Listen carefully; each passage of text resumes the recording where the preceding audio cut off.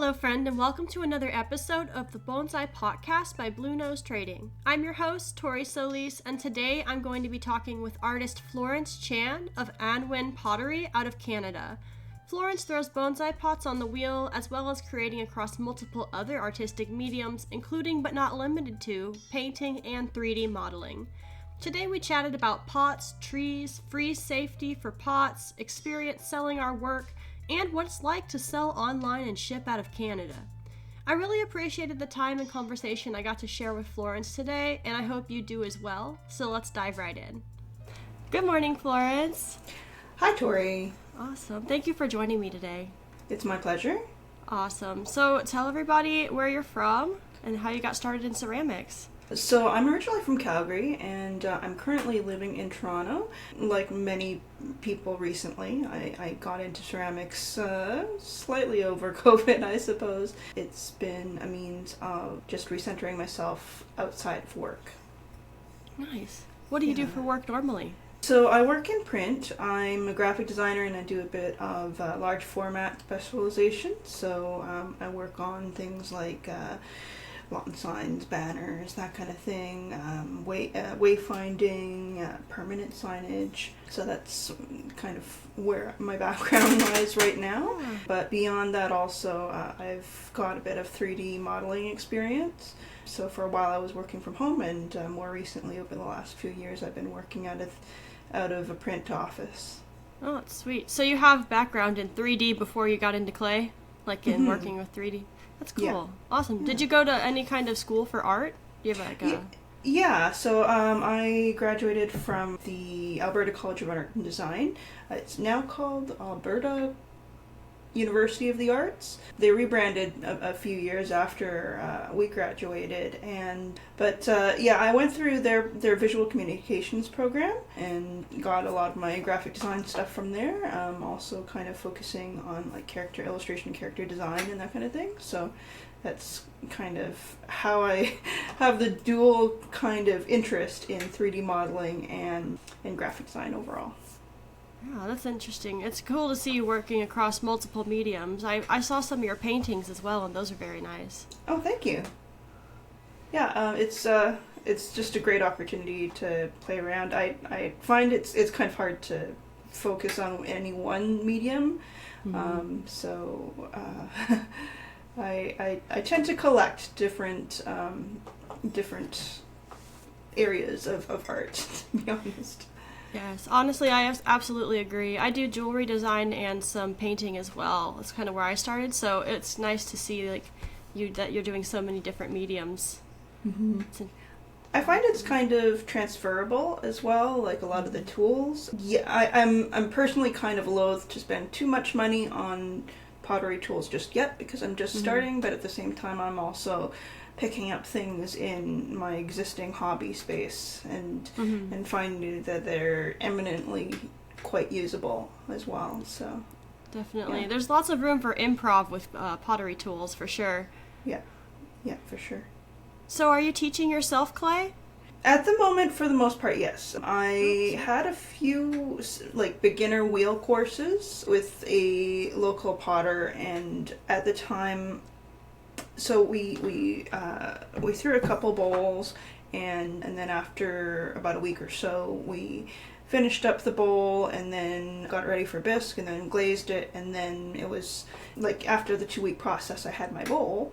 But by the end of that process, I knew this was something that I would need to have on hand and teach myself on a regular basis to actually just understand the physicality of it. Rather than like having a class here and a class there, you know, and that's just the way that I learned. So I ended up picking up a wheel, like a cheap Chinese wheel, and I've been throwing at home ever since, but I still fire with that person. Hey, that's awesome. Yeah. I agree. It is something that it's like a craft and a muscle memory, and you just have to throw a few hundred pots just to get it. Yeah. And sometimes when you're just going to a class and you've only got a couple hours, you don't really have the time to get all that practice in. So that's awesome that you're taking it home and getting all that practice in. Mm-hmm. So how did you become interested in bonsai pots specifically? So I've always had an interest in bonsai to begin with. I've only been really serious about bonsai since maybe about 2012 or so, but before that, as a kid, actually also I had a few trees back home in Calgary when where I used to live. I stopped for a little while, and then just recently picked it up again and joined a club, and it kind of just stems from there, really. It's been an ongoing part of my hobby. Yeah, that's sweet. What other forms do you make? Is it just bonsai pots right now? For the moment, that's been a major part of my focus. I have been trying to spread out into things more that aren't planters. A lot of what I have been making have been planters, just because I've had access to an area to sell. Okay. But as far as other vessels that I've been making, just a lot of mugs for family and that kind of thing. Yeah, I haven't definitely. I haven't really had a chance to join any of the local potters guilds or local craft shows or anything like that to sell stuff that's outside of the bonsai stuff. It's certainly on the horizon. It's something I'm planning for. So it's just been very helpful to both have a set of like a form that I can throw and be comfortable with, and then also have that drive my hobby, because of course pottery is quite an expensive hobby, right? So yeah, it's been interesting to plan it out. Let's just put it that way, and I'm really looking forward to exploring what other forms I can throw or hand build or whatnot. Yeah. Do you have any particular ones that you feel drawn to? Forms specifically? I mean, mugs are always great, right? Like they're the t-shirt. I love a mug. Yeah. I mean, beyond that, right now, those are the two that I gravitate towards. I've been having a lot of fun with bowls, just in terms of the glazing process. They're a lot less stressful for me. Mm-hmm. So that's something that I've enjoyed doing, but just not had too much of an opportunity to do, just because a lot of times the larger percentage of what I throw will end up being the pots. That makes sense. They're a fun form to throw. Yeah. So what kind of trees are you keeping up there? It's both kind of indoor and outdoor, indoor species. So like I have a lot of tropicals that I'm holding on to right now, and then I've got some outdoors. There's dwarf Alberta spruce. There's yew, there's larch, there's fragrant sumac, Chinese elm.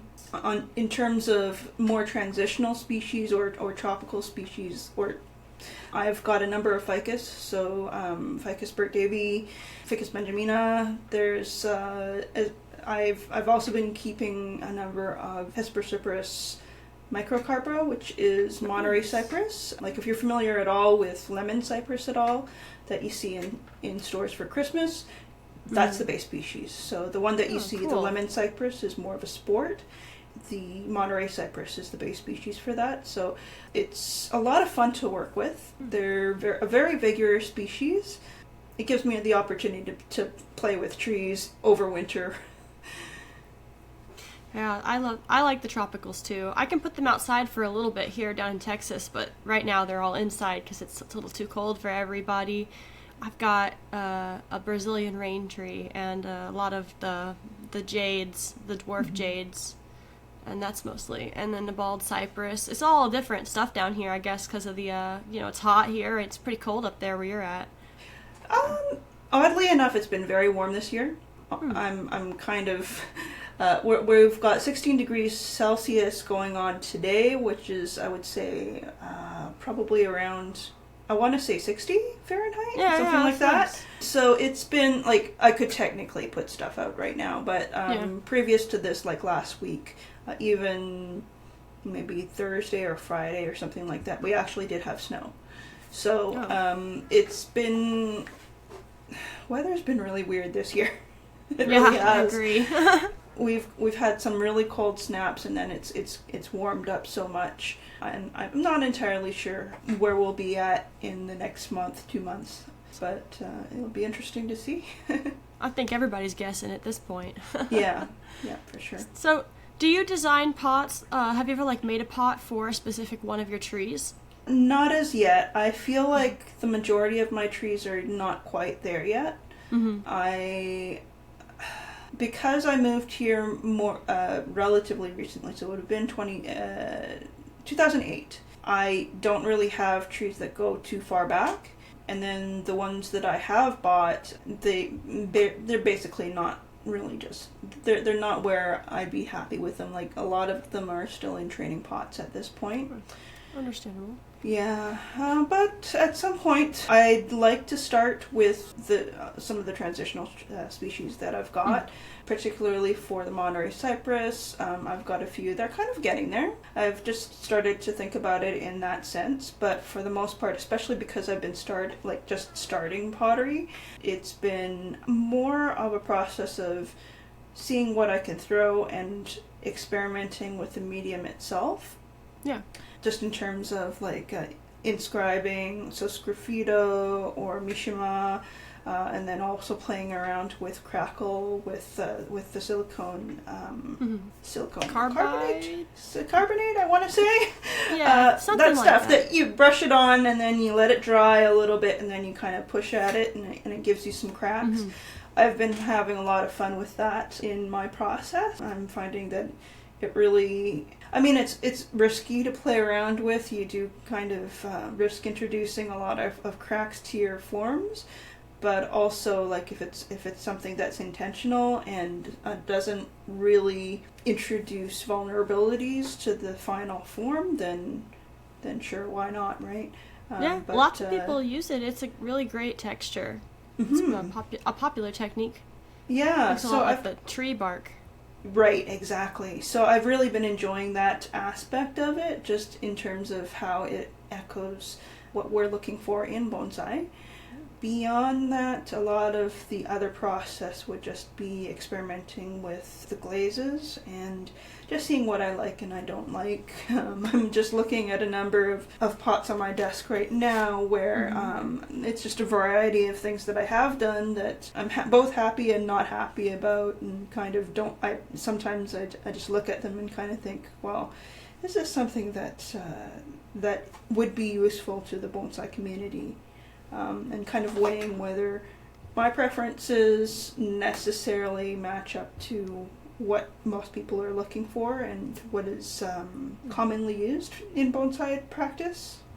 Yeah, there's a commercial approach, I guess, to what other people are looking for, but you can also just make what you like, you know, and see if it's, if you're making what resonates with you, just anything that you like, and then just put that out there and it'll resonate with the right people. Because I've talked around with a lot of different seen a lot of different bonsai potters and pots, and there's just no wrong answers. There technically are, depending on what rule book you're looking at, but there is an equal amount of people who are just throwing the rule book in the trash can. So you could, you don't have to throw the rule book in the trash can for sure if you like to follow tradition. Like I'm saying, if that is what resonates, just make what you like, and whether it's traditional or non-traditional, and then put that up there. And yeah, I just think personally, if you make what you love, regardless of what it is, you're gonna feel better about making it. That's been the viewpoint that I've mostly been following. It's so easy to fall into the trap of you should never put pines in a glazed pot, or you should only use a round pot for this style of tree. Well, it doesn't always work out that way, right? Some people don't know the rules either, and they just have little trees in their backyard, and they're like, I like this pot and I like this tree, and they've never read a rule book, and they're gonna do it. And no one's gonna come into their backyard and be like, that pine, why is it in that pink pot, or something crazy,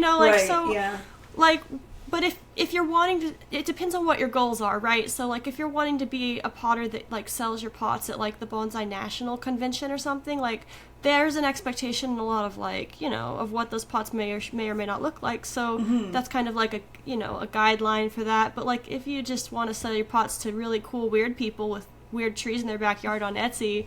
Like, just make whatever and stick it up there, because you know, I make glossy bonsai pots, and I've had people tell me, like, oh, don't put glossy glazes on your bonsai pots, and I'm like, I'm gonna put more glossy glazes. I'm gonna make them shine so hard. Yeah. But I make the matte ones too. Like, I do both. So I'm just like, you know, I really like the gloss, so I'm going to keep doing that. But also, like, I do make mattes. It's not like I'm, you know, only making glosses. But I'm a little spicy in there. I'm like, I like the gloss, and I sell the glosses. So there's some secret rule breakers out there who also like them glossy glazes. Yeah, it just goes to show that there's a market out there for that. I mean, whether they're beginner or expert. I mean, I have no idea. Even like that kind of division is kind of, I mean, it's not something that we necessarily need to worry about all that much. I mean, like, I've had friends who I would say, I mean, he would probably not call himself an expert, but he's very well versed locally in the styling process, the cultivation process, and I would definitely look up to him as a mentor. And I mean, he chooses any number of different styles of pots. Like, I think he recognizes certainly that there are certain styles that don't fit traditionally, but at the same time, we're also looking at a hobby that is, to some degree, while it's based in Japanese aesthetics, it's also kind of changed as it's moved away from Japan, right? Like, if there are, when you take a look at Japanese trees, a lot of them are deeply, deeply traditional, but when you take a look at North American styles, a lot of them begin to take on the styling of what we do see here in nature, which we can still, you know, we still have access to. And I see a lot of folks taking inspiration from that rather than necessarily be solely tied to the old specific Japanese styles, right? So yeah, those Japanese styles are amazing, and like, absolutely respect them for sure. They're the foundation of where everything came from. But we're not Japanese, but we can always respect that. But it's always like we're filtering it through our American culture and like our American lens and way of being. So like, it's always getting filtered. And I think some people, if you take it like an art form, you know, like, we're just putting our culture into it. It's inevitable because that's our experience. And some people come to bonsai with just the idea of it without looking too much into the cultural history of it. And then there's this, they just have this almost completely American perspective, which is interesting. And I think I came into it with that perspective, but then I went and read a lot of history books just because I didn't want to feel ignorant. It didn't really change the way that I make my pots too much, but I did want to know. And I'm always open to learn more. That's a great reason for this podcast too, is just to learn more and more. You seem to know a ton. Where do you find inspiration for your work specifically? Like, what do you think pushes you? So for the moment, a lot of it is just experimentation, because there's so much about what's out there in terms of materials, in terms of glazes, and in terms of technique that I just don't know yet.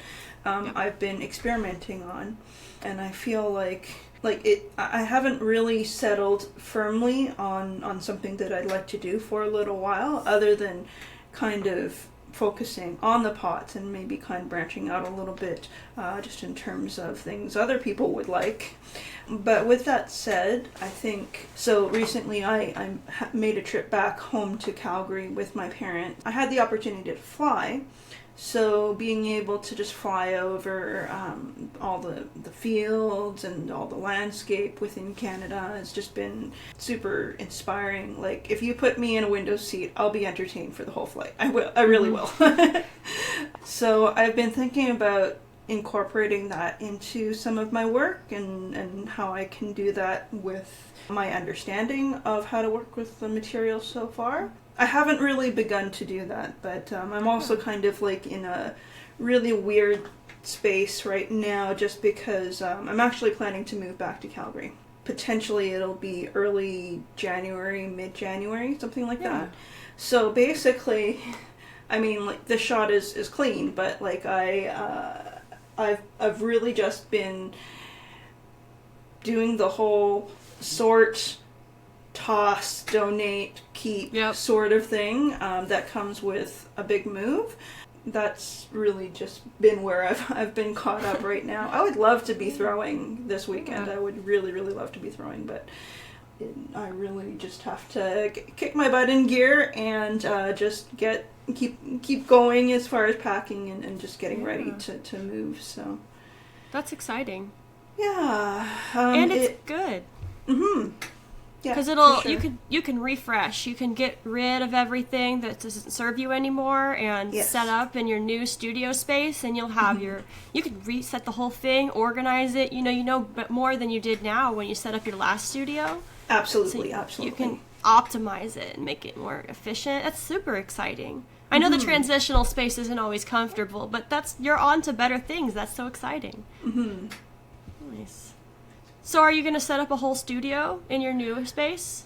I hope so. It's not 100% down right now. To be honest, I am moving out with my parents, so I'll be, at the very least, like, just taking advantage of their guest room for a little while I get reestablished. To be honest, me moving back has been quite a bit of a leap of faith. But at the same time, like, my heart is back home in Calgary. Like, I really miss it for a lot of different reasons. But at the moment, also, I need to be able to say that I'm established and be able to move into my own, I need to sell this place. But I also need to be established, be assured that I will be able to support myself on my own 2 feet before I can actually reinvest in a new studio space, unless I can somehow get on one of those waiting lists of some of the community guilds or potteries. So that's certainly something I've been looking into. But for the moment, when I do move, it will be into a condo space. So I won't have too much space to do a lot of that. Oddly enough, my parents' condo, they do have separate rooms set aside for, like, crafts and that kind of thing. And I was vaguely interested in that, but I don't think they're really set up for clay. That makes sense. It's messy. So, yeah. When it's nice outside, you can throw out on the porch. I did that for a long time, and then I moved into the living room, but I don't know if my dad would want me in his living room, so I definitely understand. So what kind of clay are you working with? So I'm currently a little restricted to cone 6 at the moment, just because the person who fires for me, she'll only go that high. But at some point when I'm able to get my own kiln, or if I'm able to get some access to one of the potteries in Calgary, I may have access to 10. Yeah. Which is really exciting, because honestly, I was only idly looking into the different potteries within Calgary and what kind of community resources are available for ceramicists there. And as it turns out, there, compared to where I am now, is just a lot more active. There's a whole university program that also has ties to the city, which offers wood fire and gas, which, like, I haven't looked in great detail in terms of what it would take to be a part of that, but I would assume probably at least some sort of introductory course so they can make sure that I know what I'm doing putting stuff in their kiln, right? Maybe. That can be really low-key sometimes, so it just depends.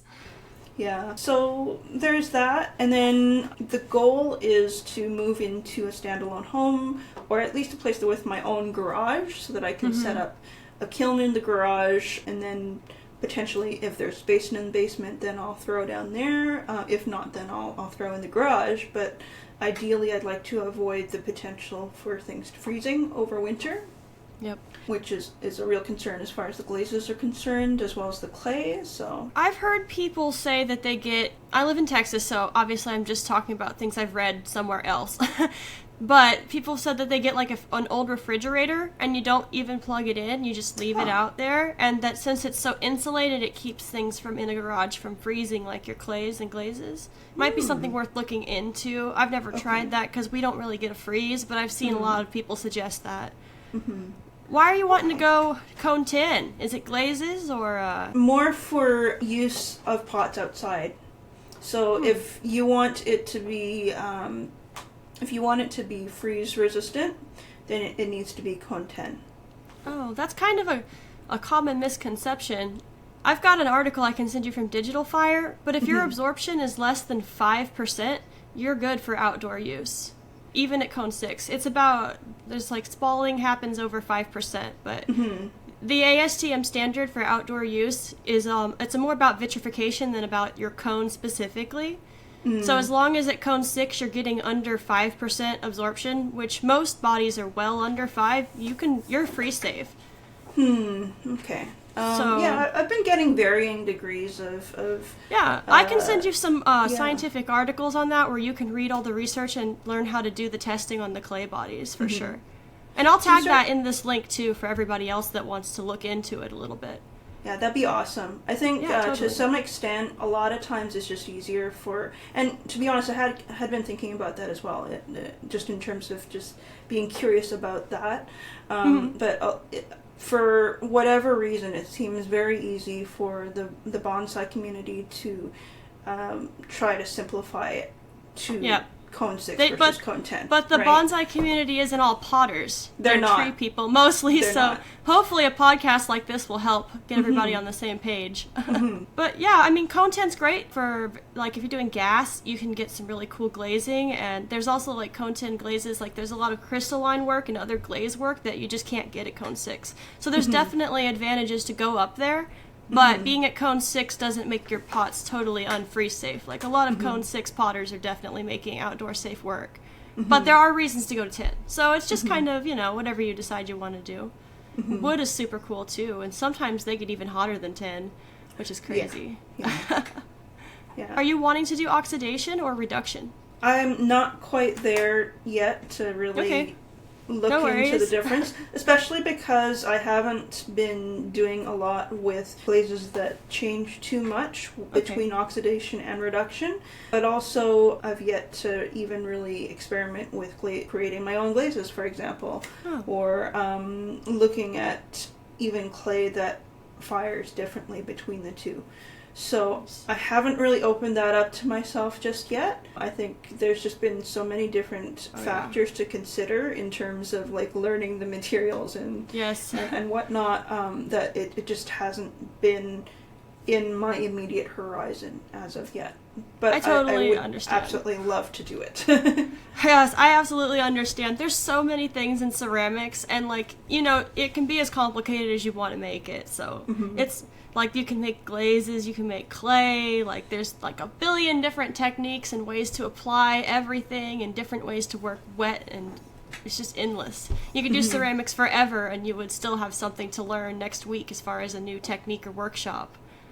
Yeah, for sure. So you're using mostly commercial glazes. Is there any kinds that you like more than others? Not as yet. I've enjoyed a lot of them. I have a lot of Amico. I have one or two Laguna.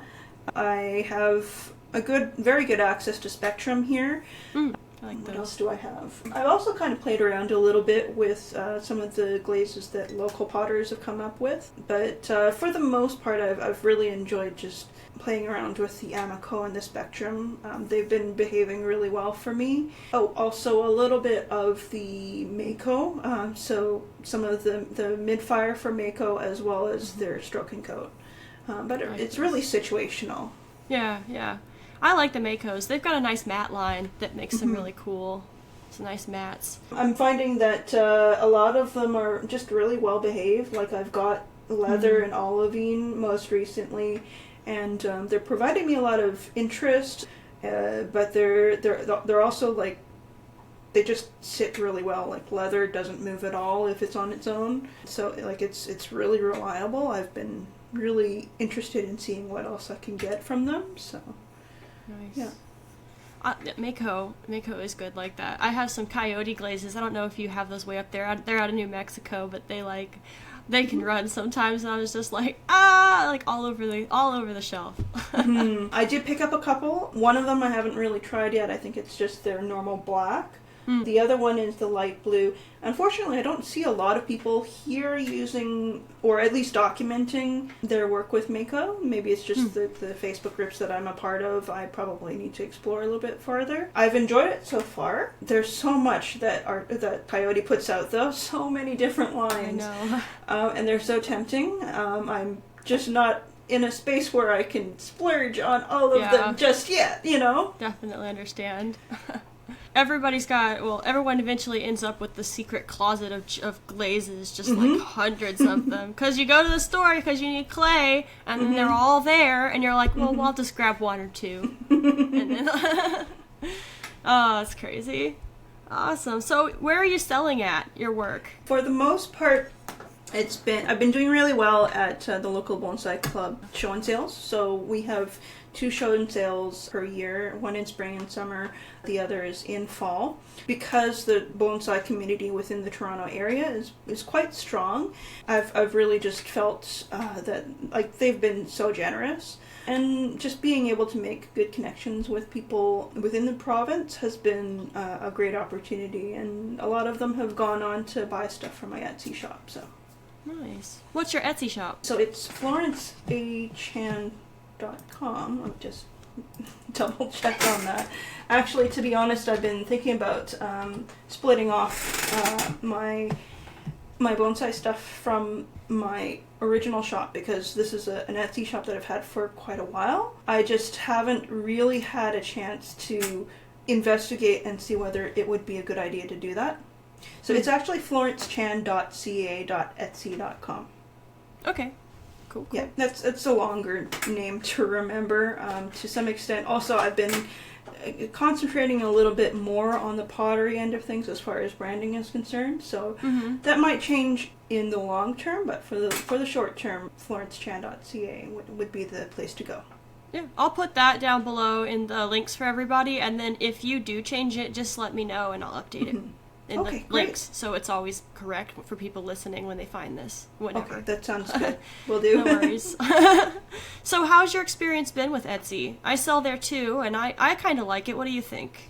It seems to have a lot of ups and downs. More recently, I've been seeing more activity, which has been nice, but I also have to wonder, just because my history on the site, as well as the number of things that I have listed, I feel like I have a very small sample size in terms of my experience with it.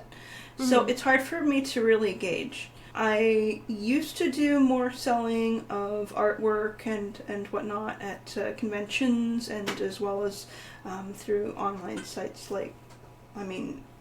I would do commissions for illustration on eBay, for example, or through ArtStation or whatever. And I used to be a lot more active with that before I moved out here. Yeah. But my experience with selling online since then has been very low, just because I stopped after I moved, and then just started working more full-time on 3D modeling and print and that kind of thing. So getting back into selling online has been very interesting for me, and it's interesting to just watch the metrics, but then also look up what I ought to be doing, and what are some cool things that I could do to differentiate myself from others or from my previous work, right? So I feel like I've had a good start, considering I've only really heavily been leaning on my Etsy side of things for maybe about 3 or 4 months at that. But I'm looking forward to improving it, certainly. A couple other areas that I keep an eye on but haven't really had the courage to really sell at would be some of the Facebook groups. And I know that you sell some on the Bonsai Auction and the 99-cent Bonsai group, I believe, right? I do, all the time. Almost every week. They're nice.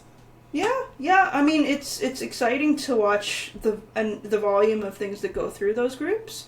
I don't think I fully understood how much goes through those groups until I went back to the pages specifically and just scrolled through all of the listings every day, every week, and it just gives me a lot of hope in terms of what I can put out there, and I'm not 100% sure that I'm quite ready for it, but hopefully I can do that pretty soon.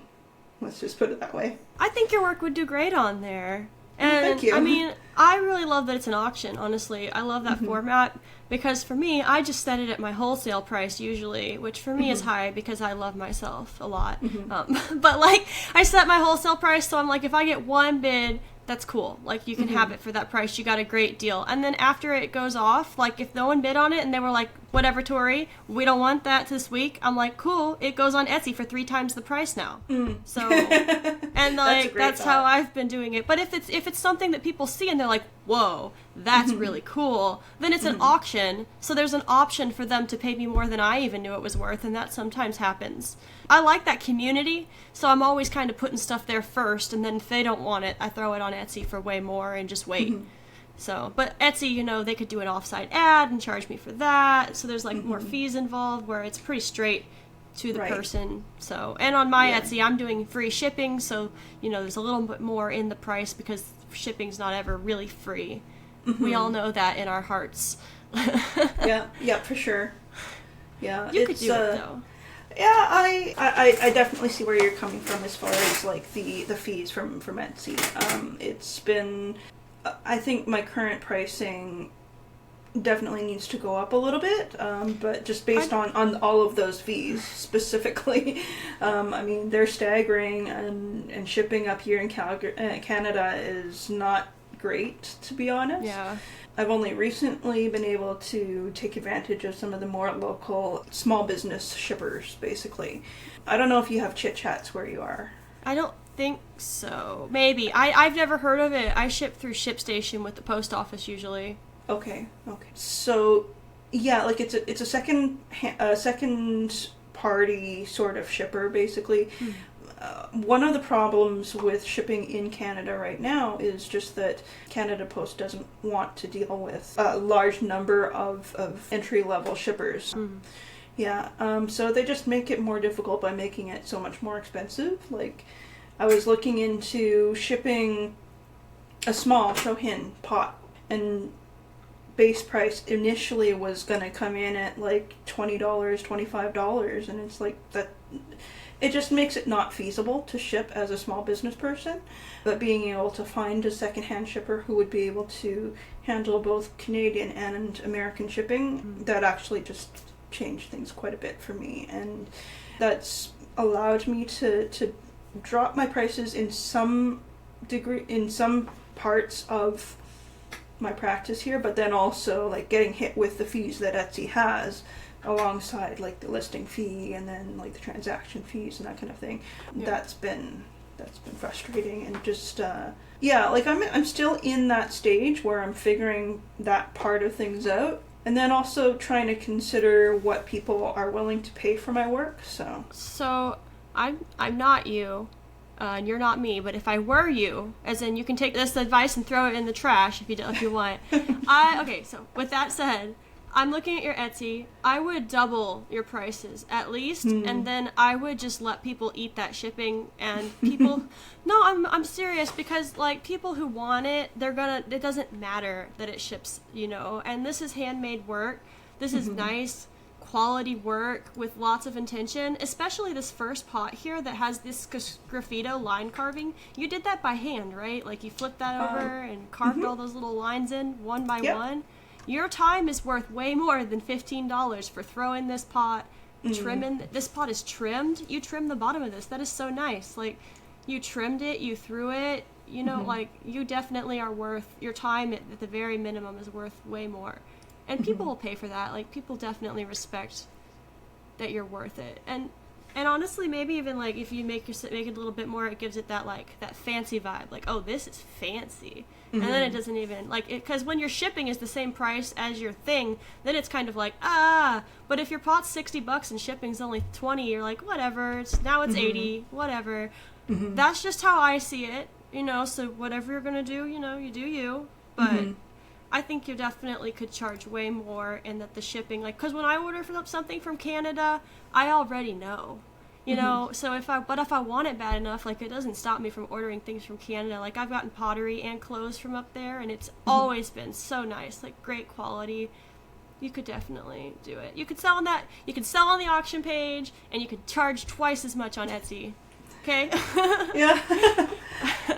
I think I've mainly just been not super sure because I don't have enough eyes on my stuff right now, and I think that's part of why I am kind of itching to get on those auction pages and see what kind of interest there would be. And sometimes it takes time too. Like sometimes on the auction pages I post like this past week I didn't sell anything, you know, but sometimes people who buy your stuff, I have some people who've bought in so many pots from me. I'm like, what are you doing with all of these? Like you have more of my work than I do at this point. And I love all of the people who do that. But those repeat customers, you know, once you get those established, like that helps a lot too. You just gotta get started. Your work is good enough. If you needed somebody to tell you that, I'm here for that. Your work is definitely good enough. It's nice work. Especially the trimming is nice. It looks great. Thank you. And yeah, for sure. So do you ship internationally? Is it just to the U.S. or you just ship it anywhere since Canada's... It's been mostly just to the U.S. and to Canada so far. I do believe Chit Chats will offer international shipping, but I haven't had a chance to test that just yet. Interesting. Cool. Do you collect pottery? I know a lot of people do. So, especially when I was first starting out, I was not necessarily... I didn't really have the connections locally with potters to really be able to collect their things, but I'm actually a bit of a thrifter, so what I'll do is I'll go to like the local thrift shop and notice like, oh, well, this particular thrift shop for some reason keeps on having this person's work, and I actually really enjoy it, and I would pick up stuff here and there and that kind of thing. So I have a number of pieces that I'm really happy that I was able to pick up from other people, but also I have no idea who they are, you know? I gotcha. And like it's just like, it's just a bit of a mystery, but I've really appreciated being able to pick them up and then consider what kind of techniques that they're doing. Like that's been the biggest part for me. To me, it's been a bit of an education just to pick up pieces and consider what kind of things they've been doing to get where they are. And it hasn't been just bonsai pottery. It's been, you know, your general vase, some bud vases here and some mugs there, and a chip and dip and that kind of thing. So nice. I love that. Awesome. Well, we're coming up here on time. Did you have any last things to add or any questions for me?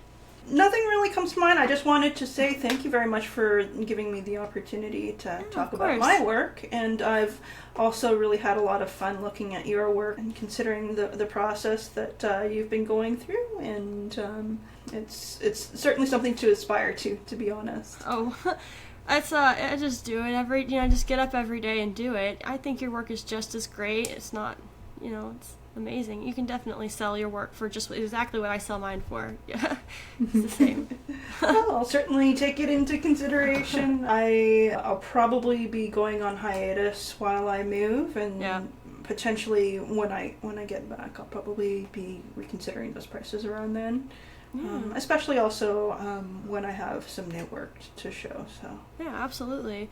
Well, this is going to be for everyone that's on Patreon. This will be out here in a few weeks, but it's going to be releasing next year sometime late in the year, so you might be set up by then. So everybody should definitely go check you out online, because who knows what you'll be up to when this comes out. Yeah. So for sure. Where can everybody find you? Your Instagram and all that stuff. What you got? So my Instagram is Anwen Pottery. So that's my Chinese name, ANWEN Pottery. And then also my Etsy page is florencechan.ca.etsy.com. Is the glyph for your pottery business? What is that? So that's my Chinese name. Okay, I thought so. Yeah. Okay, cool. I thought it was your name, so that's awesome. Awesome. Yeah. Awesome. Well, thank you so much for joining me today, Florence. This podcast is brought to you by Blue Nose Trading, which is me and all my patrons. You can get early access to unreleased podcast episodes and YouTube videos by becoming a patron of my work at patreon.com/bluenosetrading. You can find all of my current available ceramic work on my website, bluenosetrading.com. For social media links and information about today's artists, be sure to check out the show notes. Thank you so much for tuning in this week. Remember that you have great ideas that are worth exploring, drink lots of water, and I will see y'all next time around.